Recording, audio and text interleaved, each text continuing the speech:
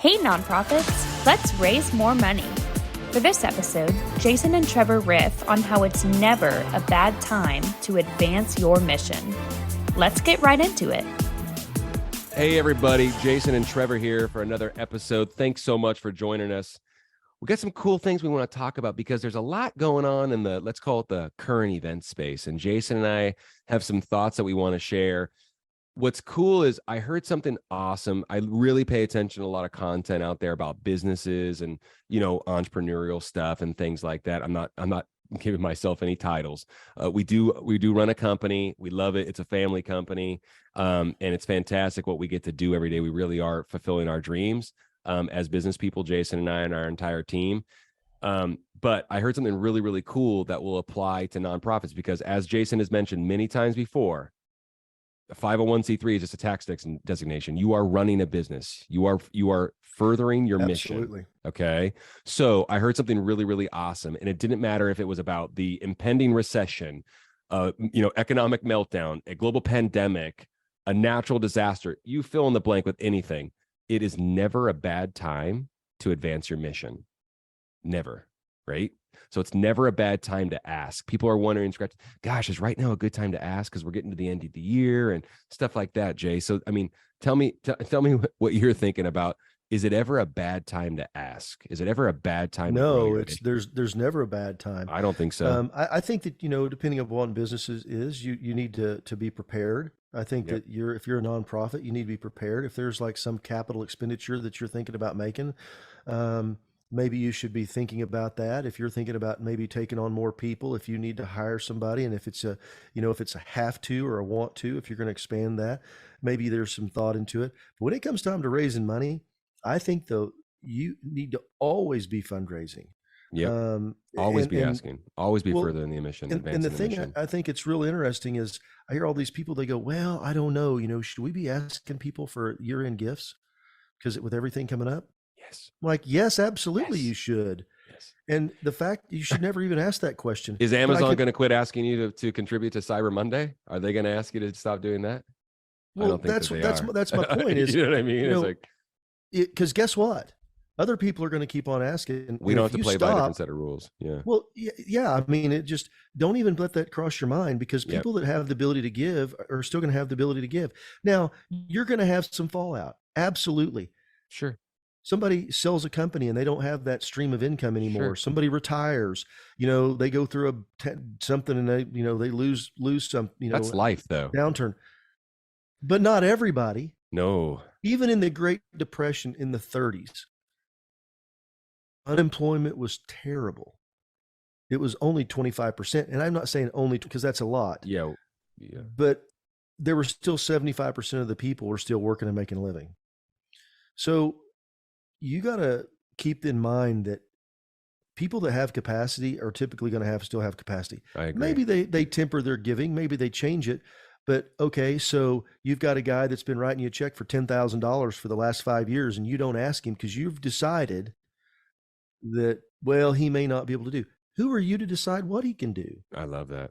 Yeah. So don't do that. Okay, don't think with your own checkbook. Let him, maybe he does say, you know what, it's been a little tough, but hey, we're in with you guys. So we're going to give you 5,000 now and we'll give you 5,000 another 6 months. Be creative. Absolutely. Absolutely. I don't, but my point is you just have to keep going. And one of the things I remember, this was, and I've been very fortunate in my entrepreneurial career that I've been the most successful during downturns. Mm-hmm. Okay. Mm-hmm. And the reason is not because I'm some super entrepreneur. It's because I just didn't know any better. Yeah. I just didn't listen to the noise. I just didn't You're pay a attention. purebred. I just kept on going. And in fundraisers, for you professional fundraisers, I'm talking about, you executive directors, director of development, people that are working in the nonprofit world, you have to have that same mindset.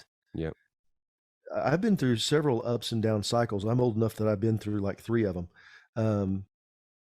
And, I remember one in the 90s, I remember one in the 80s, remember one in the 90s in my professional world, though, in the 90s, in the late, 2008, the most recent with the pandemic. And, and there's been micro ones in between there. Holy smokes.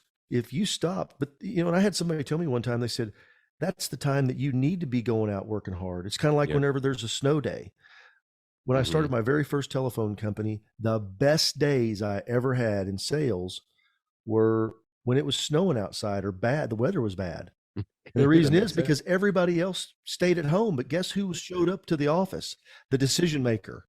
Yeah. They were always showing up because they had the company to run. And I would show up and they'd go, wow, you're out here hustling, because nobody else was. So keep that in mind, and don't let we're always talking about controlling things that you can control, but we're also telling folks to be unabashed, and we're telling folks to buckle down. And, we're not telling you to not pay attention to what's going on in the world. That's almost, damn near impossible, right? Well, you got to, because there is an economic factor that's coming. There is a storm that is coming. And I'm not here to preach doom and gloom, but it's going to happen. I mean, it's obvious whenever all the big bankers and all the folks are telling you it's coming. Yeah. You need to pay attention to it. But a lot of the wealthiest givers, right, do exceptionally well during these times. I mean, look at what just happened with the shutdowns and the pandemic. And a lot of people, there was a lot of wealth created. There was a lot. I'm not one to say, I'm an optimist. I'm not one to say that won't happen again with a lot of very wealthy donors. So that also, hopefully, that inspires people and empowers people to reach out and make new contacts and network and get out in your community and get out in your region and start making these contacts. Because you gave a couple really good examples, Jay, of like the cycle. It's cyclical. Someone retires, someone sells a company. They're not donors anymore. I get that. The world is moving so quickly, and there's so many new businesses and so much new wealth being created, even in an economic downturn that we are just through one, that's a cycle. There's new people that are going to be coming in. I could even argue there's going to be more opportunities, as a matter of fact, because of how fast the world is moving right now, and how big, truly big the world is, even if you're working in a community. So focus on that. Focus on what you can control. I couldn't stop, but you were listing off a few times and a few eras and downturns. I couldn't help but to think about, Jason, our business for a long time was predicated on people gathering in large groups and purchasing trips and experiences. And to a degree, it still is predicated on that. I mean, when there were no people meeting in large groups in certain states, or if not all states, and certain destinations were completely shut down, where there was no one going in and going out. And those were kind of our bread and butter products. I mean, that would cause some people some concern. You know what I mean? Well, I mean, and the reality is we never stopped. We totally never stopped. And I will never forget how crucial it was, the relationships that we had and how we kept those relationships strong. And we survived because of our clients. Our clients are amazing. And the reason why is because they didn't stop. You know what I mean? Right. They had they didn't stop. So we didn't stop. We weren't crying into the pillow.